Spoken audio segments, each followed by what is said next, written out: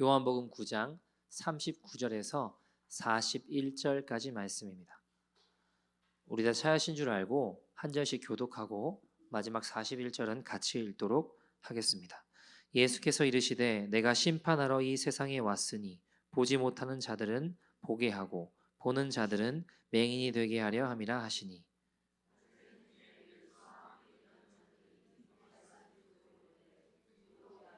같이 읽겠습니다. 예수께서 이르시되 너희가 맹인이 되었더라면 죄가 없으려니와 본다고 하니 너희 죄가 그대로 있느니라. 아멘. 제가 선교지들을 이렇게 다니다 보면 되게 마음 아플 때들이 많이 있습니다. 복음을 못 들어서 가장 마음이 아프고요. 또 어쩔 때 또 마음이 많이 아프냐면 우리는 예를 들어 무료로 나눠주는 약 같은 것이 없어서 죽음을 맞이하게 된 아이들이나 사람들을 볼 때 참 마음이 아프더라고요. 하다못해 캐나다도 아마 이제 그 약은 안 쓰는 것 같은데 결핵약 같은 거 있잖아요. 한국도 이제 결핵 환자가 없어서 그냥 무료로 나눠주는 약이고 그냥 잘 먹지도 않을 뿐더러 뭐 그런 약들인데요. 케냐에 가보면 선교지들을 다니다 보면 어쩌면 빨리 경미한 어떤 약으로 경미한 어떤 질병으로 금방 치료할 수 있는 걸 내버려둠으로 말미암아 나중에는 시비어해지고 어려워지는 일들을 보게 될 때 참 마음이 많이 아프더라고요. 한 아이는 그 더운 나라에 온갖 옷을 다 껴입고 막 바르바르 떨고 있어요. 추워서 그 더운 날씨에. 근데 이제 알고 보면 뭐 결핵이었던 거예요. 아무튼 뭐 되게 처음에 시작됐을 때는 그냥 약 먹으면 치료받을 수 있는 걸 한 달 후에 그 아이가 죽었다는 이야기를 들을 때 너무너무 마음이 아프고 속상했던 것 같아요. 뭐 폐렴, 결핵 등등 그런 것들이 많죠. 속상한 게 이런 겁니다. 근데 그 가정을 보면 그 아이가 죽은 가정을 보면요. 염소는 수십 마리 키워요. 근데 어떤 아이는 보면 수십 마리 염소는 막 키우고 있으면서 화상으로 이게 살과 살이 들러붙어가지고 어려움을 겪는 아이들. 빨리 치료하면 금방 나을 수 있는데 내버려둬가지고 썩거나 어려워지는 아이들. 또는 사막 지형이다 보니까 가시나무들이 가시 그 선인장 비슷한 그런 것들이 되게 많거든요. 눈에 가시에 이제 찔려서 눈이 멀어가는데 그냥 내버려둬요. 우리 같으면 어때요? 집 팔고 땅 팔고 냉장고 팔아서라도 애를 살리려고 할 거 아닙니까? 고치려고 할 거 아닙니까? 근데 이들은 그냥 늘상 일어나는 일인 것처럼 내버려 두더라고요. 그래서 찾아가서 야, 이 아이 이거 빨리 병원 데려가면 좋을 것 같다. 내 병원 데려가 주겠다. 치료해 주겠다고 해도 괜찮다고 이야기하는 사람들도 있어요. 아니 이거 빨리 치료하면 이 아이 살 수 있어. 더 좋을 수 있어 라고 해도 당장 이 아이가 없으면 일해야 되는데 일할 아이가 없다고 도움을 주겠다는 손길을 거절하고 있는, 결국 그 아이는 많이 아프게 되죠. 중병에 걸리게 됩니다. 여러분 이런 일들이 왜 일어날까요? 저는 그것이 부모의 무지 때문에 일어난다고 생각합니다. 이게 가만히 두면 어떻게 되는지를 잘 모르는 거예요. 빨리 치료하면 금방 건질 수 있는 아이를 내버려둬서 결국에는 중병에 걸리고 결국에는 어려워지고 결국에는 죽음에 이르게 되는 것들에 대한 인식 자체가 별로 없더라고요. 부모의 무지로 말미암아 경미한 부상이 결국에는 어려워지고 결국에는 죽음을 맞이하게 된 일들을 보게 되었습니다. 문제가 뭘까요? 여러분 저는 무지할 수 있다라고 생각합니다. 모를 수 있죠. 근데 진짜 문제는 뭔지 아세요? 내가 무지한다는 걸 모른다는 게 진짜 문제예요. 여러분 내가 무지하구나 라고 생각이 들면 배우려고 할 수 있잖아요. 알려고 할 수 있잖아요. 근데 자기는 무지하지 않다라고 생각하는 것이 진짜 문제예요. 무지한데 다 아는 것처럼 살아가는 이 교만함이요. 내 영혼이 병들었는데 병들었는지 모르고 병들지 않은 것처럼 살아가고 있는 이 시대에 수많은 크리스천들과 수많은 사람들 가운데 있는 이 위선이요. 생각해 보십시오. 내가 무지한지 모르면 배우려고 할까요? 배우려고 하지 않을까요? 우길까요? 질문이 어렵나요? 내가 무지한지 몰라요? 그러면 배우려고 할까요? 안다고 자꾸 우길까요? 우겨요. 내가 아는 지식으로 우긴다라는 겁니다. 여러분, 무지한 사람의 특징이 있습니다. 첫째, 내가 잘 알고 있다고 생각합니다. 그러니까 남들을 가르치려고만 하지 배우려고 하지 않습니다. 둘째, 만약 틀린 것을 지적받았어요. 그러면 틀렸습니다라고 인정하는 게 아니라 그럼 좋겠죠. 근데 끝까지 우겨요. 그래도 안 되면 분노합니다. 막 화를 내요. 목소리 크면 이긴다고 대적해요. 셋째, 결국 자신을 바꿀 생각이 없기 때문에 점점 그 완고함이 더해져 변화의 가능성마저 점점 희미해지더라는 겁니다. 여러분, 변은 이글수록 어떻게 된다고요? 고개를 숙이죠. 세상에 제일 무서운 사람이 누굴까요? 책 한 권만 읽은 사람. 책 한 권만 읽은 사람. 그게 내가 알고 있는 모든 거고 이게 다라고 생각하는 사람. 그런 말이 있더라고요. 대학교 졸업하는 학사는 자기가 다 아는 줄 안대요. 그래서 석사를 하다 보면, 포스트 컬리지를 하다 보면 나도 모르는 게 꽤 있구나라는 생각을 한대요. 그리고 그다음 박사 과정을 밟게 되면, 닥터 과정을 밟게 되면 내가 모르는 게 많구나라고 생각하게 된답니다. 단편적이고 파편적인 지식에 내가 완성이 되었다고 성숙했다고 착각하면 안 된다는 것입니다. 여러분, 오늘 본문에 나오는 바리새인들이 그런 사람들이었습니다. 자기는 잘 안다라고 생각하는 사람, 내가 옳고 내가 바르다라고 생각하는 사람, 나는 틀리지 않다라고 생각하는 사람이 바리새인들이었습니다. 바리새인들의 태도를 보십시오. 여러분, 오늘 요한복음 9장에 우리가 마지막 부분을 살펴봤는데 앞선 내용이 어떤 이야기였나요? 날 때부터 앞을 못 보던 소경이, 블라인드 했던 사람이 눈을 뜬 것은, 그러니까 처음부터 블라인드 했던 사람이 눈 뜬 건 창세일에 처음 겪는 일이다. 이건 분명히 하나님으로부터 온 것이 틀림이 없다라고 고백을 하자 바리새인들이 어떻게 반응했나요? 야, 네가 뭘 안다고? 아무것도 모르는 게, 우리는 성경 학자들이야. 우리가 하나님을 잘 알아. 우리야말로 잘 아는 사람들이야. 너 모르면 좀 가만히 있어. 너 무식한 게 뭘 안다고 갑자기 그런 소리를 하냐? 어디 죄 가운데 태어난 놈이 우리를 가르치려 드냐? 이렇게 말하고 행동하더라고요. 여러분, 그렇게 하는 그곳에 하나님의 심판의 불이 떨어지는 겁니다. 여러분, 지금 시대로 따지면 어떤 이들일까요? 이 바리새인의 태도는 어떤 이들일까요? 저 같은 목사 아닐까요? 성경을 가르치는 교수님들 아닐까요? 교회 안에서는요, 권사, 집사, 장로, 직분을 받고 하나님을 잘 안다라고 인정받은 이들이 아닐까요? 목사님 우리 교회는 직분 없잖아요. 그러면 피해 가나요? 여러분, 예수 오래 믿을수록 더욱이 하나님을 잘 알고 있다라고 착각하기 십상이라는 겁니다. 나는 박보영 목사님 설교를 듣는데, 나는 십자가교회 몇 년 다녔는데, 여러분, 그거 아무 소용없어요. 아무 소용없다고요. 신앙의 연수가 짧아도, 어디 신앙의 연수가 짧은 게 날 가르치려 들느냐? 내가 이 교회 더 오래 다녔다. 나는 이런 은사가 있다. 나는 이런 하나님의 역사를 경험했다. 이것이 바로 심판받을 바리새인들의 태도라는 겁니다.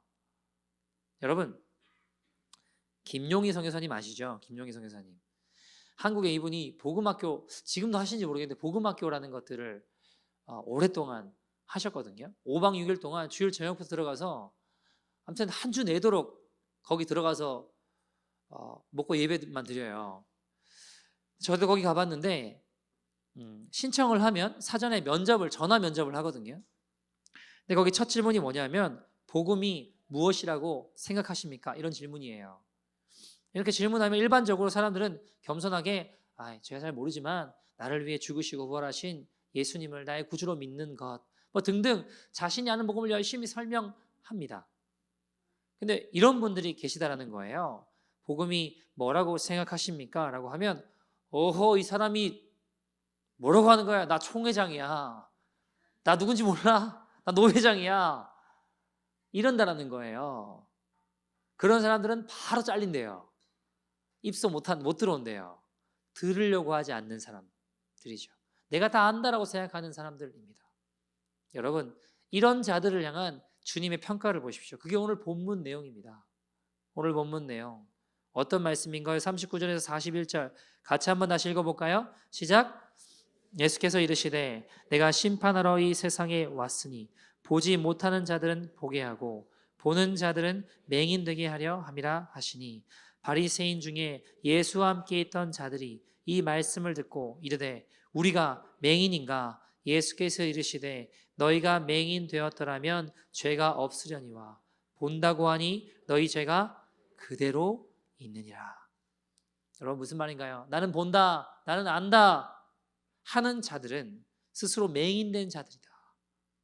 그 죄가 그대로 있다. 그러나 나는 모릅니다. 나는 보지 못한다는 자들은 보게 되고 알게 된다는 것입니다. 그런데 그렇게 되면 너희 죄가 사해질 것인데 너희는 스스로 안다, 본다라고 해서 스스로 영적인 맹인이 되고 있다라고 주님이 말씀하시는 겁니다. 여러분, 우리가 이 시대에 깨어있는 설교자들의 설교를 듣는다고 해서 우리가 깨어있는 게 아니에요. 마지막 때를 외치는 교회에 우리가 다닌다고 해서 우리의 구원이 보장되는 것이 아닙니다. 나는 다 알아. 난 마지막 때에 대한 말씀을 듣고 있고 많이 들었고 이런 것들을 알고 있어 하는 나만 의롭다라는 착각에서 이 무지한 태도가 결국 우리를 멸망으로 이끈다는 것을 잊지 마십시오. 어떤 일이 구원받았나요? 몰라도 예수님 곁에서 가슴을 치면서 내가 죄인입니다.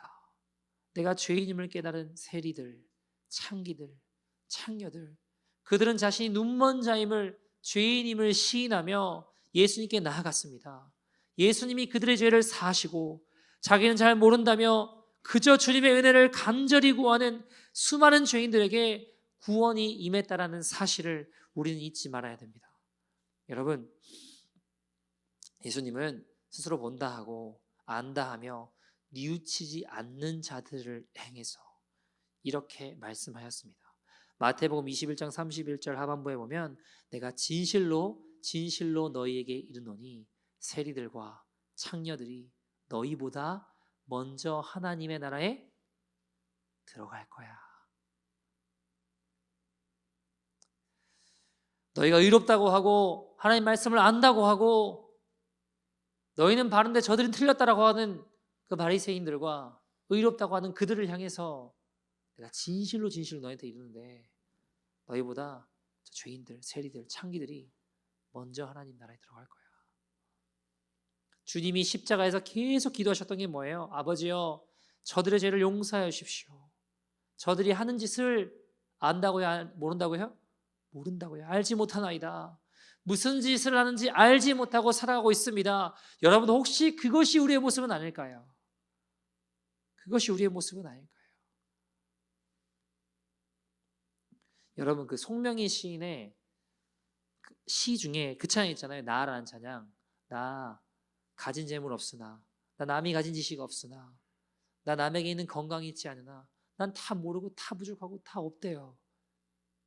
근데 그 다음 뭐라고 해요? 남이 없는 건 내게 있으니 나 남이 못 본 것을 보았고 나 남이 듣지 못한 음성 들었고 나 남이 받지 못한 사랑 받았다고요. 근데 그의 고백은 뭐냐면 나는 부족하고 나는 이것도 없고 저것도 없습니다. 그러니까 누구만 의지하게 될까요? 주님만 의지하게 된다고요. 성경은 그래서 심령이 가난한 것이 우리에게 복이다라고 하셨습니다. 여러분 배가 불러 그냥 별로 주님 붙잡지 않아도 괜찮다고 하는 게 그게 저주고요. 심령이 가난해서 내가 의지할 것이 주님밖에 없다라는 것이 그게 복이다라고 예수님 이야기하셨어요. 그들에게 천국이 임한다라고 하셨습니다. 여러분 그럼 우리가 어떤 마음과 태도로 살아야 될까요? 주님 어떤 마음과 태도로 우리가 살길 원하실까요? 우리는요 완악한 죄인이고 교만해서 그런지 조금만 알아도 내가 아는 지식이 모든 걸 다 알고 있는 양 사람들한테 자랑하기를 원하고 알리기를 원하고 나 이런 사람이야 라고 외치고 싶어 해요. 여러분 안 그런지 모르겠지만 저는 그런 것 같아요. 우리가 어떤 태도와 마음으로 살아가는 걸 주님 원하실까? 제 말씀을 가만히 묵상하다가 솔로몬이 지혜의 왕으로 주님께서 인정받은 모습에서 그 태도와 마음을 좀 배웠으면 좋겠다는 생각이 들었습니다. 여러분, 솔로몬이 왕이 되었습니다. 우리가 잘 아시는 대로 정권이 교체가 되면 항상 불안한 시기들을 보내요. 불안한 정서 속에 솔로몬도 왕이 되었습니다. 왜요? 아버지는 천한 목동 출신에서 맨 땅에 헤딩해가지고 왕이 된 사람이에요. 이스라엘 역사상 전무후무한 아주 유명하고 아주 대단한 왕입니다. 자, 그리고 자기가 왕이 되던 시기에 아도니아가 이복형이 쿠데타를 막 일으키잖아요. 그러니까 여러분, 이게 얼마나 이 정서상 불안한 시기에 왕이 됐는지 아시겠습니까? 또 이런 거 있잖아요.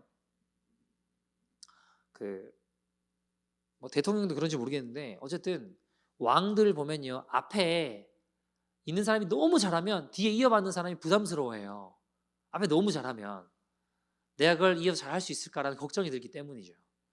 다윗 왕이 너무 특출난 왕이니까 그걸 이어 솔로몬이 왕이 되는 게 힘들 수 있어요. 여러분, 이거 어떻게 해야 되나 부담스러웠던 것 같아요. 근데 그는 이럴 때 보통 왕들은 어떻게 하냐면 어떻게든 개인의 영향력을 확장하고 신하들을 구슬려 자기 편으로 만들고 군 통수권을 잡아서 군대가 반란을 못 일으키게 인간적으로 막 애를 쓰고 계획을 세우거든요. 근데 솔로몬은 그렇게 한 게 아니라 그는 아버지 다윗을 베들레헴 들판에서 일으켜 세우신 살아계신 여호와 하나님을 찾기 시작했습니다. 1,000번째를 주님께 드려요. 하나님 예배해요. 다른 거 할 때가 아니라 하나님 먼저 예배해야 된다. 내가 하나님을 찾아야 된다. 하나님을 구해야 된다. 어떻게든 하나님을 부르며 하나님을 찾기 시작합니다. 자, 그것이 하나님 입장에서 감동이 되셨어요. 그래서 주님이 뭐라고 하시냐면 내가 너한테 뭘 해주길 원하냐라고 물어보십니다. 솔로몬에게. 자, 여러분 한 번밖에 없는 기회입니다. 여러분 뭐라고 이야기하실래요? 하나님이 여러분에게 나타나셔서 니네 소원이 뭐냐? 니네 원하는 게 뭐냐? 일생에 다시 돌아오지 않을 수 있는 기회일 수 있어요. 처음이자 마지막일 수 있습니다. 여러분 무엇을 구하시겠습니까? 뭘 구하실래요? 네? 여러분 최고로 소중한 거, 중요한 거 구해야 될 거 아닙니까? 제가 솔로몬이었다면 빼앗기지 않는 왕권을 주십시오라고 구했을지도 몰라요. 최고의 왕권, 힘, 번영을 주십시오. 아버지를 뛰어넘을 수 있는 능력을 주십시오. 뭐 이렇게 구했을지도 모를 것 같아요. 여러분, 한 나라가 완전히 자기 원하는 대로 할 수 있습니다. 엄청난 힘과 권력, 지혜와 능력 구할 수 있는 거 아닙니까? 하나님 솔로몬에게 물으셨어요. 네 소원이 무엇이냐? 네, 솔로몬이 무엇을 구했나요? 지혜를 구했다고 생각하면 정확한 답은 아니에요. 성경은 그렇게 이야기하고 있지 않아요. 열왕기상 3장 9절 말씀 보시죠. 열왕기상 3장 9절 솔로몬이 이렇게 구해요. 수많은 사람들을 내가 다스려야 되고 섬겨야 되는데 어떻게 할지 모르겠습니다. 나는 어리고 우둔합니다. 라고 앞에 쭉 설명하면서 이렇게 이야기해요. 같이 읽어볼까요? 시작. 누가 주의 이 많은 백성을 재판할 수 있사오니까 듣는 마음을 종에게 주사 주의 백성을 재판하여 선악을 분별하게 하옵소서. 뭘 달라고 구했어요? 듣는 마음. 지혜를 주십시오 한 게 아니고 듣는 마음을 구했습니다. 여러분, 하나님 마음을 들을 줄 알고 주님 나는 잘 모르니까 하나님 도와주세요. 나는 약하니 하나님 붙들어 주세요. 겸손히 하나님의 하나님 되심을 인정하는 것. 하나님 저는 잘 몰라요. 저는 부족해요. 우리 아버지는 너무너무 뛰어난 왕이었어요. 저는 이 땅을 잘 다스릴 줄 몰라요. 다 안다라고 착각하고 교만한 채 무지하게 자신의 마음대로 살아가는 수많은 이스라엘 백성, 이스라엘 왕들과 그의 모습은 달랐습니다. 그의 시작은 바리새인들 같지 않았어요. 그의 시작은 나는 잘 알고 있다라고, 나는 이렇게 능력자라고 권력자라고 이야기하는 수많은 왕들과 다른 모습이었습니다. 바리새인들처럼 자신이 다 안다라고 착각하는 어리석은 무지한 모습 아니었습니다. 겸손히 하나님의 마음을 구했습니다. 이 기도가 하나님 마음에 들었어요. 그래서 10절에 이어서 뭐라고 이야기하시냐면 솔로몬이 이것을 구하매 그 말씀이 주의 마음에 든지라 라고 이야기하시죠. 여러분, 하나님이, 그리고 거기 읽어보시면 이것을 주님이 지혜로 네가 지혜를 구하였다라고 이야기하세요.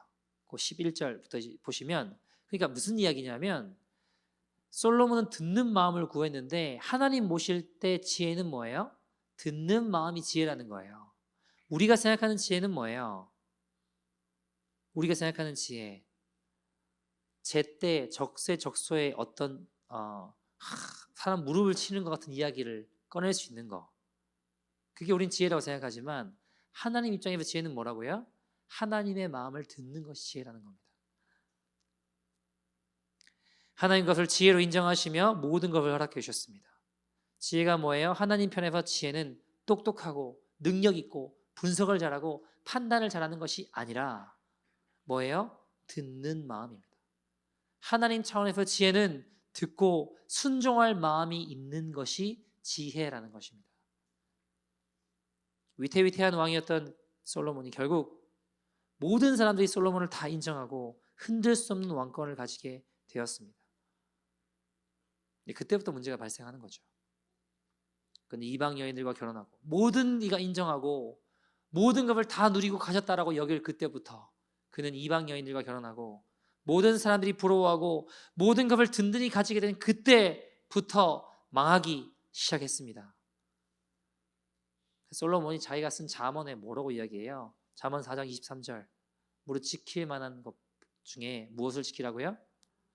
내 마음을 지키라. 왜요? 생명의 근원이 이에서 나기 때문이라 하셨습니다. 여러분, 솔로몬은요 자기 왕권도 지키고 마누라도 지키고 나라도 지키고 군대도 지키고 모든 걸 다 지켰지만 가장 중요한 것을 잃어버렸습니다. 무엇을 잃어버렸나요? 마음이요. 마음을 잃어버렸습니다. 여러분, 그것이 가장 비참한 겁니다. 가장 불행한 겁니다. 차라리 우리가 살다가요 돈을 잃어버리고 자녀의 어려움이 생기고 집안에 어려움이 생기면 우리 마음을 되돌아보잖아요. 주님 보실 때 합당하지 않은 나의 태도와 모습은 없었나? 여러분, 가장 저주가 뭔지 아세요? 다 지키고 잃어버린 것 아무것도 없는데 다 건졌는데 마음을 잃어버리는 것, 그게 저주입니다. 그러므로 우리 삶에 찾아온 환난들과 원치 않은 자리들과 많은 눈물들은요 우리의 마음을 다시 세울 수 있는 하나님의 자비인 줄 믿습니다. 성경에 보면요 하나님이 마음을 잃어버린 솔로몬에게 2번이나 나타나셨어요. 여러분, 안 들려서 안 듣는 게 아니에요. 들어도 들을 마음이 없으면 듣지 않습니다. 영적으로 무지해진 것이죠. 그렇게 자기 확신 속에 난 지혜의 왕이야, 모든 나라가 나랑 교역하려고 해, 나랑 무역하려고 해, 이방의 왕들도 찾아와서 지혜롭다라고 여겨, 난 모든 걸 가지고 있고 모든 걸 누리고 있어. 그 자기 확신 속에 자기 믿음 가지고 죽는 날까지 그렇게 살았습니다. 여러분, 누구도 솔로몬의 마지막이 아름답다라고 이야기하지 않습니다. 그러니까 여러분, 그래서 우리가 자녀들을 위해 기도할 때 하나님 솔로몬 같은 지혜를 달라고 기도해야지 솔로몬처럼 살게 해달라고 기도하면 큰일 나는 거예요. 끝이 안 좋아요. 우리에게 필요한 게 무엇일까요? 난 잘 알고 있어. 난 다 해봤어. 아유, 그 훈련, 아유, 그거 나 다 해봤어. 아유, 저 사람 지금 이제 뜨거워서 그렇지, 좀 지나봐. 나 그거 다 해봤어. 그게 심판당할 모습이라는 거예요, 여러분. 이 착각에서 벗어나 겸손히 하나님의 마음을 듣는 태도입니다. 여러분, 주님 원하시는 게 무엇일까요? 예수님은 어떻게 하실까? 예수님은 어떻게 하실까? 그 마음 아닐까요? 겸손히 하나님의 마음을 구하는 것, 겸손히 하나님의 마음을 듣는 것, 그것이 우리가 십자가 길을 걸어가는 우리의 태도입니다. 하나님의 음성을 듣고 하나님의 마음을 깨달아 순종하며 걸어가는 길입니다. 여러분, 우리가 인생을 살다 보면 세상적인 욕망이 우리의 삶을 지배하려고 하고 자꾸 우리 마음 가운데 들이올 때 여러분, 우리가 무엇을 해야 될까요? 하나님의 마음을 구합시다. 주님, 종에게 듣는 마음을 주십시오. 주님, 제가 잘 알고 있다라고 생각하는 착각에서 벗어나 이 시간 납작 엎드려 주님의 음성을 듣기를 원합니다. 주님의 마음을 듣기를 원합니다. 주의 뜻이 무엇인지 주여 종으로 하여금 듣는 마음을 주사 선악을 분별하여 주의 뜻이 무엇인지 분별하게 하여 주옵소서. 종은 부족합니다. 이 태도가 우리를 사는 길로 인도할 것입니다. 한 이야기들 말씀을 좀 마치죠. 예전에 서울역에 전도하며 살아가던 어떤 청년이 한 명 있었습니다. 더무귀에서 서울역에 늘 전도하고 늘 목소리를 돌보고 있길래 데리고 마가이다라 포로 왔어요. 그래서 같이 지내면서 서울역 가서 사역도 하고 녹자들 돌보고 이렇게 지냈죠. 근데 어느 날 이 청년이 사라졌어요. 어디 갔나 알고 보니까 노숙자들을 섬기고 살라고 방 한 칸 얻어가지고 거기서 노숙자들 데려와서 대소변 받아주고 그들과 함께 예배드리고 그러고 살고 있더라고요. 대단하죠. 예수님 같더라고. 예수님 진짜. 방 한 칸 얻어가지고 대소변 받아주면서 술 취했던 그 사람들을 붙잡고 기도하고 예배드리고 성자처럼 살고 있더라고요. 그래서 그 이야기를 박보영 목사님 들으시고 불렀어요. 그 청년을. 야, 내가 너한테 공동체 하나를 맡겨볼게. 네가 한번 해보지 않겠냐 하니까 그 청년이 정중하게 거절하더라고요. 목사님, 마음은 감사합니다. 그러나 저는 이 바닥부터 하나님만 붙잡고 일어나 보겠습니다. 하나님만 붙잡고 일어나 보겠습니다. 목사님 그 이야기를 듣고 더 감동이 되셨어요. 야, 내가 세상에서 제일 부러운 사람이 있는데 그게 바로 너야. 그게 바로 너야. 그러니까 이 청년이 갑자기 막 꺼이꺼이 막 오열함 울기 시작하더라고요. 그 마음에 힘겨움이 왜 없었겠습니까? 여러분, 말이 노숙자들 돌본다, 섬긴다 하는 거지. 여러분, 집에 노숙자 데려온 분 계세요? 집에 노숙자 한 번이라도 데려오신 분 계세요? 데리고 와서 대소변 받아주면서 그들 섬기며 살고 있는데 때로는 마음이, 여러분, 예배드리고 좀 변화되는 것 같다는 기쁘다가도 다시 술 먹고 나잡혀져 있으면 그게 실망감이 이루 말로 다 할 수가 없어요. 저도 몇 번 경험해 봤거든요. 다시 서울역 가서 그 사람 데리고 와가지고 살겠다고 하면 또 따라오는데 뭔가 이렇게 고비를 넘기는 듯 하다가 다시 술 먹고 또 거기 가서 꼬라 앉아 있으면 그게 여러분 쉽지 않아요, 마음이. 이 청년도 얼마나 마음 한켠에 열심히 주님 기뻐하시니 한다고 하지만 어려움이 많았겠습니까? 근데 본인이 되게 존경하는 목사님이 세상에 제일 부러운 사람이 있는데 그게 바로 너야 그러는데 이 청년의 그 힘겨움이 눈 씻듯이 막 녹으면서 너무 행복하고 기뻤대요. 제가 이 사건을 가만히 보면서 무슨 생각이 드냐면, 여러분, 제가 한번 그런 생각 해봤거든요. 박보영 목사님에게는 아들이 한 명 있어요, 아시다시피. 근데 저희들 가짜 아들 말고 진짜 아들이 한 명 있는데 아들을 위해서 기도하실 때 뭐라고 기도하시는지를 보면 이게 되게 이상했어요. 왜냐하면 그 아들이 목사가 되거나 선교사가 되거나 그래서 뭐 집회를 하고 사람들이 회개케 하고 또 목회를 하거나 선교지에 사람들을 돌보거나 뭐 이런 것이 가장 가장 귀한 거라고 생각하니까 그렇게 되게 해달라고 기도해야 되잖아요. 근데 목사님은 아들을 향해서 기도를 할 때 뭐라고 기도하시냐면 저기 서울역에 노숙자들 섬기고 있는 그 목사님 밑에 들어가서 보조로 그냥 똥 닦아주고 대소변 받아주면서 그들 붙잡고 안아주고 기도해 주시는 사람이 되게 해달라고 기도하시거든요. 근데 제가 무슨 생각이 드냐면 사람은 자기 자식에게 제일 좋은 걸 주려고 해요. 누구나 마찬가지예요. 그렇잖아요. 만약 제일 좋은 게 하늘나라에 가장 귀한 게 예를 들어 하나님 가장 귀한 게 수만 명 목회하는 거고 수많은 사람들을 회심시키고 수많은 사람들에게 복음을 전하는 게 가장 귀한 거라면 그게 진짜 하늘나라에 가장 귀한 거라면 그걸 위해 기도하지 않겠습니까? 목사님이 아들을 위해서. 근데 제 의문이 뭐였냐면 우리는 다 목사 되고 있는데 정작 목사님이 아들을 위해 기도하는 건 분명히 이분은 천국을 보고 온 분이니까 하늘나라 갔다 온 분이니까 하늘나라에 가장 귀한 게 뭔지 아시고 그 아들을 위해 기도할 텐데 우리가 제가 지금 가고 있는 길하고 그 아들을 위해 기도하는 게 이게 뭔가 조금 어긋나 있고 멀어져 있는 것 같은 느낌이 드는 거 있잖아요. 그러면 진짜 하늘나라에 가장 귀한 거는 저거 아닌가? 라는 생각이 드는 거예요. 무슨 말인지 이해되시죠? 여러분, 근데 저는 그 청년을 가만히 보면서 무슨 생각이 이렇게 들었냐면요.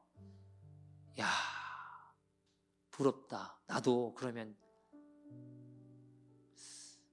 방 하나 잡아가지고 노숙자들 섬기며 살아야지 라는 마음이 들었을까요? 아니면 야, 저 청년 참 귀하다. 저 청년 참 귀하다. 전자일까요? 후자일까요?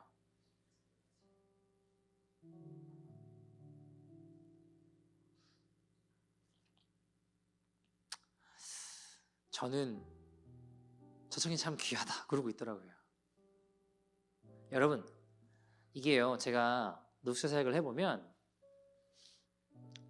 어떤 기간을 산정해서 일정 시간 동안 할 수는 있어요. 집에서 데려올 수 있고 먹일 수도 입힐 수 있고 어느 정도 할 수 있거든요. 근데 기약 없이 하라고 하면 이거는 솔직히 쉽지 않더라고요. 제가. 아니 저만 그런 건가요? 저만 나쁜 목사라서 제가.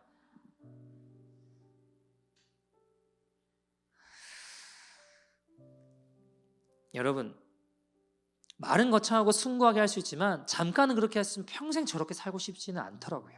솔직한 제 마음이었어요. 죄송해요. 제가 이런 목사입니다. 어떤 사람을 열심히 돌보고 섬겼는데 그 사람 다시 실패의 자리로 돌아간다? 그러면 그 사람 다시 돌보고 섬기고 싶을까요? 내버려두고 싶을까요? 솔직해지자고요, 여러분. 기도해봐야 안다고요? 그렇죠. 근데 기도해보면 결론은 이미 우리가 기도하기 전에 나 있고 우리도 알아요. 우리는 그 기도하기 싫어하잖아요. 주님 말씀에 불순종하고 내 마음대로 살려고 했을 때 기도해보면 안다.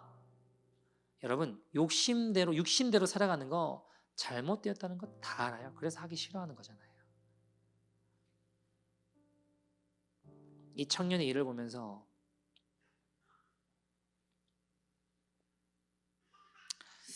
주님 주신 말씀이 있었습니다. 주님의 마음을 좀 알게 됐어요. 듣는 마음이에요. 우리가 찾아 구해야 될 게 그거잖아요. 전 부족한 게 참 많은 사람이거든요. 저는 뭐 영어도 잘 못하고 설교도 잘 못하고 능력도 없습니다. 그래서 열심히 그걸 길러야 된다, 준비해야 된다, 훈련해야 된다 생각하고 삽니다. 근데 제 마음 한켠에 주님이 주셨던 주님으로부터 듣는 마음은 뭐였냐면 사랑하는 내 종아, 종민아, 내가 너를 사용할 수가 없다 그러시더라고요. 그래서 제가 맞다고 주님, 제가 지금 이민 목회하고 있는데 영어도 잘 못하고 설교도 잘 못하고 능력도 없고 부족한 거 투성이라고 제가 부족한 게 너무 많다고. 그 제 이야기에 주님께서 한번 주님의 말씀은 내가 너를 사용하지 못하는 이유는 네가 능력이 부족해서가 아니고 실력이 모자라서가 아니고 설교가 부족해서가 아니라 네가 어떤 가진 것이 부족해서가 아니라 너는 나를 사랑하는 마음을 잃어가고 있다 그러셨어요. 네가 나를 사랑하는 마음을 잃어가고 있다. 네가 나를 사랑하는 마음을 잃어가기 때문에 내가 너를 사용할 수가 없다. 그 음성 앞에 제가 눈물밖에 나지 않더라고요. 저는 이렇게 사역하고 있습니다. 주님 이렇게 목회하고 있습니다. 제가 알고 있다는 어떤 것도 아무 소용이 없더라고요. 아무 소용이.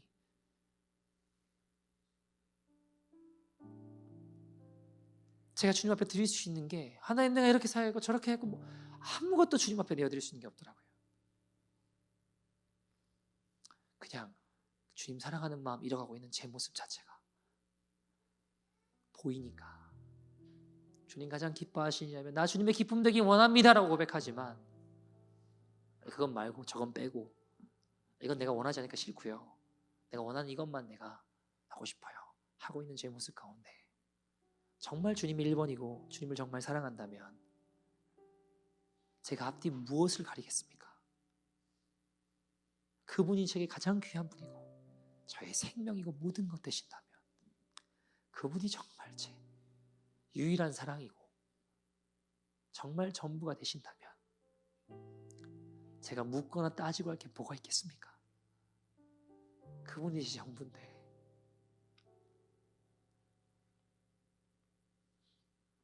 내가 이렇게 살아가고 내가 이런 걸 알고 있고 내가 이런 지식이 있고 다 소용없더라고요. 주님 말씀 앞에 마음 잃어가는 제 모습을 보며 그제서야 제 안에 회개가 터져나오기 시작했습니다. 사랑하는 여러분, 나는 다 한다 라는 착각에서 벗어나 우리가 주님의 마음을 구했으면 좋겠습니다. 그것이 우리를 바른 길로 인도할 것입니다. 그것이 우리를 주님 사랑하는 그 마음을 회복해야 할 것입니다. 여러분, 주님 우리에게 원하시는 것과 내가 이 땅을 살면서 원하는 것이 뭔가 너무 갭이 심하지 않으십니까? 우리가 함께 찬양하고 기도했으면 좋겠는데요. 사랑하는 여러분, 오래 믿을수록 많이 알수록 많이 보고 많이 체험할수록 우리는 우리 마음이 굳어지는 것을 조심해야 됩니다. 나 십자가에 몇 년 다녔다고 여러분 아무 소용없습니다. 난 마지막 때 박범 목사님 설교도 듣고 있고 이런 목사님 설교도 듣고 있고 나 이런 지식을 알고 있고 죄송하지만 아무 소용없습니다. 난 이런 훈련을 받았고 죄송합니다. 여러분 그것이 우리를 구원하지 못합니다. 다 훈련받아도 주님을 향한 마음 잃어버리고 있다면 잃어가고 있다면 그것이 우리의 현 주소이고 주님 보여주시는 거라는 거예요. 여러분 그나마 감사한 게 뭔지 아세요? 그걸 볼 수 있다면 우리에게 소망이 있는 거예요. 진짜 무지한 자는 내가 무지한지 모른다고요. 내가 모른다는 걸 모르는 게 가장 불행한 겁니다. 근데 내가 지금 주님을 향한 마음을 잃어가고 있다는 걸 알게 된다면 깨닫게 해주신다면 우리에게는 소망이 있는 겁니다. 왜요? 주님을 향해 돌아갈 수 있으니까. 주님 부르고 계시니까 우리를 찾고 계시니까 그 주님의 부르심 앞에 우리가 응답해서 주님 내가 여기 있습니다. 주님 나의 심령에 주님의 마음을 회복시켜 주십시오. 주여 종이 다른 어떤 것을 구하는 것이 아니라 부귀영화도 아니고 내 자식이 잘 되는 것도 아니고 내가 가진 문제가 해결되는 것도 아니라 내가 오늘 이 시간 주님의 마음을 듣길 원합니다. 내가 이 시간 주님의 마음을 듣길 원합니다. 그래서 선악을 분별하게 하사 종으로 하여금 주님 기뻐하시는 길을 걸어가게 해주십시오. 순종한 마음을 가지고 걸어가는 그 태도를 향해 주님께서 오늘 우리에게 역사하실 것입니다. 사랑하는 여러분, 나도 모르게 무지한 자가 되어서 은혜에서 멀어져가고 회개에서 멀어져가고 베드로의 닭 울음소리는커녕 주님의 천청병력 같은 소리로 찾아오셔서 그 길에서 멀어져라고 떠나라고 하셔도 듣지 못하는 솔로몬처럼 주님 사랑하는 마음 잃어버린 자의 삶이 되지 않기를 소원합니다. 주님 나는 다 안다고 착각하는 바리새인의 모습에서 벗어나게 하여 주옵소서. 주님 오늘 우리의 영적인 눈이 떠지기를 원합니다. 내가 벌거벗은 자임을 보게 하여 주십시오. 겸손하게 주님 나를 보여주십시오. 함께 이 마음으로 찬양하며 기도하며 나갔으면 좋겠습니다. 주님 나 다른 무엇이 아니라 주님의 기쁨이 되기를 원합니다. 하나님 주님의 음성을 듣기를 원합니다. 주님 말씀에 순종하길 원합니다. 함께 찬양하며 나갑시다. 나 주님의 기쁨 되기 원하네. 나 주님의 기쁨 되기 원하네. 내 마음을 새롭게 하소서. 새롭게 하소서. 새 부대가 되게 하여 주사. 새 부대 하나님, 허무되었던 나의 모든 완악하고 굳어진 마음들 가로엎어 주시고 새 부대가 되게 하셔서 주님의 빛을 비추게 하시옵소서. 내가 원하는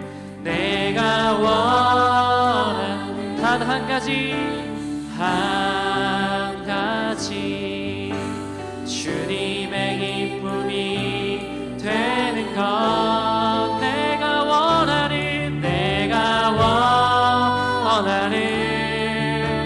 한 가지 주님의 기쁨이 된. 주님, 날 시간 겸손히 내 마음 드립니다. 겸손히 하나님, 나 다 알고 있다라는 착각에서 벗어나 겸손하게 주님의 음성에 귀를 기울입니다. 내 모든 것 받으소서. 나의 마음 깨끗게 씻어주사. 나의 마음 깨끗게 씻어주사. 주의 길로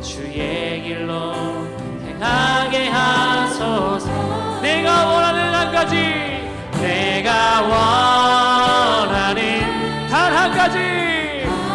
나 예수님이면 충분합니다. 주님의 말씀에 귀를 기울입니다. 하나님, 나의 교만하고 완악한 마음을 들으시고 주님의 기쁨이 되게 하여 주옵소서. 원하는 한 가지. 마음 잃어버리는 것이 아니라 나의 마음을 새롭게 하여 주옵소서.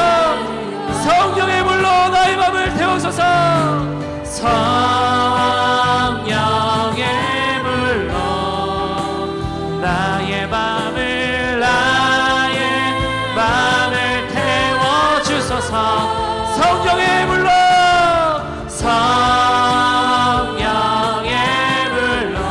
나의 영혼 우리 목소리 높여 고백합시다. 성령의 물로